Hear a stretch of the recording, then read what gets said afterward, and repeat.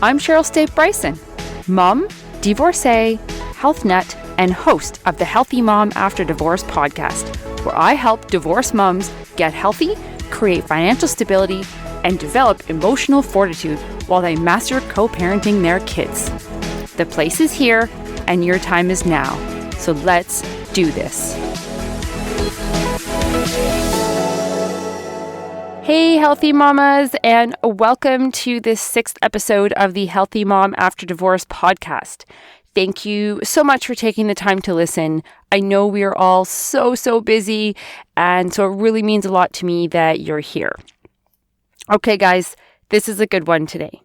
What I'm going to talk to you about has been particularly instrumental in my healing journey and how I have moved forward from a very difficult marriage and an even more challenging divorce. What I'm talking about is communication boundaries between you and your ex. As you already know, even after you move on from a marriage, if you have children together, you will still need to communicate with your ex on a regular basis. And for a lot of us, that sucks. Whether your post-divorce relationship is civil or conflict-ridden, as mine kind of is, communicating with your ex can be triggering and stressful. So I want to share some techniques that I have found very effective in my healing process. Find the full transcript for this episode at healthymomafterddivorce.com/6. So for some, communication with an ex might be a once a week or once every 2 weeks kind of thing. For others, it's multiple times per day. Every situation is different. Some of us have exes that won't communicate enough, while others have exes that communicate relentlessly. In my case, I have dealt with years of ongoing and relentless communication as a form of post-separation abuse. So I have had to come up with creative ways to protect and insulate myself because, as I discussed on the last episode of the podcast, we cannot control what our ex does.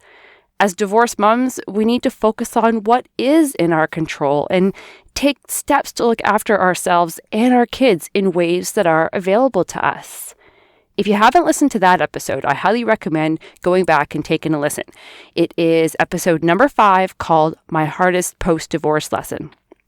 Now, communication comes in many forms: email, text, phone, in person. I learned early on that in-person or telephone communication was not a good choice for us. Our situation was too volatile, and it was set very early that all communication would be in written form. So most of my techniques will be centered around written communication, but you can certainly apply them to verbal communication as well. If you are finding, however, that verbal communication is too triggering, then I encourage you to take steps to set up that boundary. I have found that written communication has given me the space I need to decide when to read it, how to reply, and when to reply. But I'm jumping ahead a little bit here, so let's start going through the list. So, number 1, decide what form of communication best suits your and your kids' needs. Some of you may find that you are comfortable with verbal communication, and if that works well and you're not stressed and triggered, then I encourage you to do what works for you. For me, however, that was never going to be a possibility, particularly because verbal abuse was a huge part of my marriage. Creating space between what he was saying and when and how I was receiving it was crucial for my mental and physical health. For me, everything in writing was key for a couple of reasons. A, it prevented immediate access to me, which gave me the space to process and formulate an appropriate response versus responding reactively. And B, it provided evidence of everything that was said, agreed upon, not agreed upon, etc. Because unfortunately, my marriage and divorce involved a lot of gaslighting. So gaslighting might not be a term you've heard before, and perhaps I'll do an episode on it in the future, but briefly, it's a form of psychological manipulation used by an abuser. They distort reality in an attempt to create self-doubt and confusion in their victim in order to gain control over them. So having everything in writing helps create an indisputable reference for everything that's said or not said, or agreed upon or not agreed upon. Only you can decide what forms of communication work best for you, and you may decide on one way, then decide to change it in the future. Whatever you decide, though, the key is to communicate in a way that keeps you in a space of peace and control over your emotions and your health. Okay, on to number 2. Once you've decided how you will communicate, decide when you will communicate. So if you're sticking to written communication, when will you read it and address it? Not everyone will deal with incessant and triggering communication, so this might not be a step that is crucial for everyone. But if you're finding that you are upset and triggered every time you receive an email or text, I would suggest picking a time once a day to go through the communication. The best time will differ for everyone. For some, it'll be first thing in the morning or perhaps at lunch or after dinner. Whatever the time, though, make sure it supports your mental well-being as much as possible. Reading an email at work might work perfect for some since they will have the distraction of going back to work after. For others, it'll affect their ability to work, so another time might be best. Reading a text when you're with someone who can support you might be a good choice. A partner, a friend, a parent, a sibling, whoever you find calms your nervous system. I would suggest choosing this person carefully, though. Although our friends and family want to be supportive and are entirely on our team, it isn't helpful if they work you up further. So sharing these communication challenges with them ahead of time and how you're managing your reaction will help them support you in the way that you need. Now, you might be thinking, that's all fine and dandy to control when you want to read it, but you don't control when your ex sends it. So how do you set up systems to decrease their immediate access to you? Well, that brings me to number 3. Turn off your notifications. Just because your ex has decided to email you at 5 a.m. does not mean you need to get it at 5 a.m. Most of us know that ignoring dings and buzzes from our devices is very hard, so turning off those dings and buzzes is crucial to you taking your power back. Most of us look at our devices so much that we really don't need our notifications turned on in order to receive messages in a timely manner. So mute the text conversations with your ex. For email, turn off the notifications or set up a filter so that emails from them skip your inbox and go to a folder that you can check at the time you've already decided. I understand that there will be some stress around emergencies and not wanting to miss those texts, but emergencies really are rare. You could set up a communication boundary with your ex and let them know text is only to be used in an emergency and to use email for all other communication. Your ex may or may not respect that. This is something you could put into a parenting agreement or order, perhaps, although I do realize it's not always possible. Just do what you can. I believe that it is important that you can insulate yourself as best as you can. Your ex no longer gets to have immediate and unfettered access to you, particularly if you're finding communicating with them distressing, or if communication is used as some form of harassment or abuse. So, at this point, you've decided how you're going to communicate, you've decided when you're going to communicate, and how you'll decrease constant access. Now we're at the stage where you're reading the communication. So, number 4, scan it for relevant details. Try very hard not to read all the unnecessary stuff. Now, you may be one of the lucky ones whose ex just tells you what you need to know. For instance, the kids have a dentist appointment next Thursday at 10 a.m. Is it okay with you if I drop them off right after, instead of at 1 p.m. as we have planned? That's an easy text to get, right? I mean, relevant info only, polite, cordial, simple, nothing inflammatory. But that's not necessarily how a lot of us get communication. So what about this example? The kids have a dentist appointment next Thursday at 10 a.m. I went ahead and booked it because we all know you can't get your act together to do it. Figures, you've always been this way. Anyways, I'm going to drop them off right after instead of waiting until 1 p.m. because that clearly makes more sense. You have a problem with that? Okay. There are tons of things wrong with this, but really, the relevant information is the same. Appointment date and time, and a proposed amendment to the transition time. A skill that is worth developing is being able to scan the message for those details and really just gloss over the rest. It's not relevant and entirely unnecessary.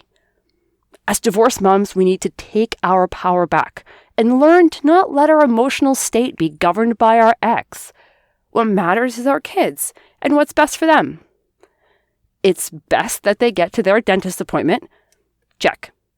It's best that they are in the care of an adult at all times. Check.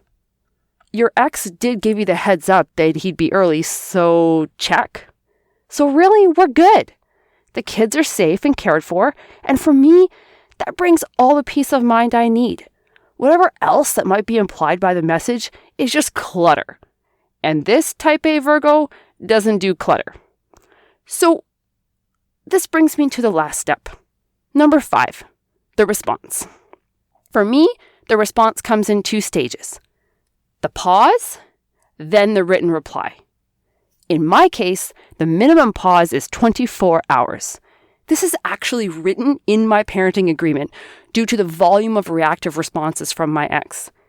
Early on, I struggled with responding too quickly as well, but I soon learned that these reactive responses do not help anything.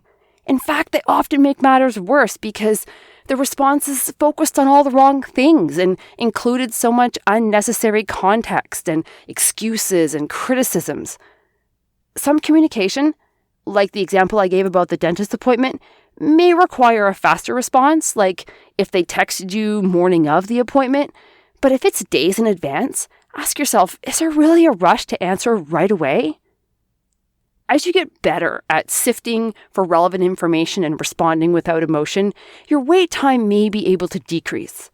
But if you find that your reaction is to defend who you are and criticize their email, then waiting is exactly what you need. And when you do reply, keep it short. Really, the only thing to consider in this example is whether or not you are free sooner than 1 p.m. That's all that you're replying to. If you aren't sure you're replying in a non-inflammatory way, ask someone to read your communications for you before you send them. Sometimes a trusted outside person can help shine some light on, where you may be going wrong. But I really do find that waiting and letting your nervous system calm down really does help us respond in constructive ways. Not only should your responses be non-inflammatory and deal with relevant details only, I suggest keeping your responses as short as possible. Most things only require a few lines. If you're finding your responses are paragraphs long, there's a good chance you've added in a lot of context and conjecture and unnecessary detail that only serves as more fodder for them to fire back. The less you write, the less they have to argue back with. Here's a visual I like to use. People who communicate, like in the toxic example I just discussed, are in the muck, and they'd like you to be in there with them. Lots of reasons for this. Maybe they want to justify their bad behavior, so having you do it too helps with that. Maybe they enjoy conflict, and everything is a battle for them to win. Maybe they're just so stunted in their maturity that it's all they know. Who knows? But whatever the reason, they want you in there too. So in this visual, while they're in the muck, you're standing on the edge of the pit. They want to communicate with you, so it looks like this. They toss out a rock that has the relevant info, like an appointment time or a specific request, and it lands at your feet. But they also toss out a bunch of ropes. And these ropes have totally useless and irrelevant info, like criticisms and unnecessary context and the like. So why do they do this? They do this to capitalize on an instinct we have, and that instinct is to defend ourselves. And by getting us to defend ourselves and often attack them back in the process, we get distracted from the rock at our feet that has the relevant facts. The facts that are directly related to the well-being of our kids, and instead we grab onto the ropes. Once we've grabbed on and start firing back, they are now in the position to yank on the ropes and pull us down into the muck with them. But that's not who we are, and not what being a healthy mom is about. So when you get an email, look for the rock, the solid, unchanging, relevant piece that has the information that we need to take care of our kids and ourselves. And ignore the ropes, the red herrings, the things designed to distract us and drag us down into the muck with them. Take the steps you need to protect your mental health. Decide how you'll communicate. Decide when you'll communicate. Turn off those darn notifications. Scan for relevant details only. Find those rocks. Then wait 24 hours, and when the time comes, reply briefly and only to the details that matter. In the example I gave, a response might be, "Thank you for letting me know. Yes, you can drop the kids off after their dentist appointment." That's it. Learning to communicate like this will set you free. I love this quote from writer Eli Wiesel. He said, "The opposite of love is not hate. It's indifference. The opposite of art is not ugliness. It's indifference. The opposite of faith is not heresy. It's indifference. And the opposite of life is not death. It's indifference." I repeat just the first line to myself all the time. The opposite of love is not hate. It's indifference. I do not hate my ex. I do not hate the things he says or the things he does. I am simply indifferent to them. They play no role in my life and in my choices. I know that being indifferent to something can be cast in a negative light, but in cases when our mental and emotional health are at risk, indifference can create fertile ground for peace, calm, level-headedness, and reason to grow. Hate does none of those things. Hate is toxic to ourselves and to those around us. So, healthy mamas, channel your indifference to the noise. Find the rock, take a breath, hit reply, then move on. And as always, remember, healthy moms raise healthy kids.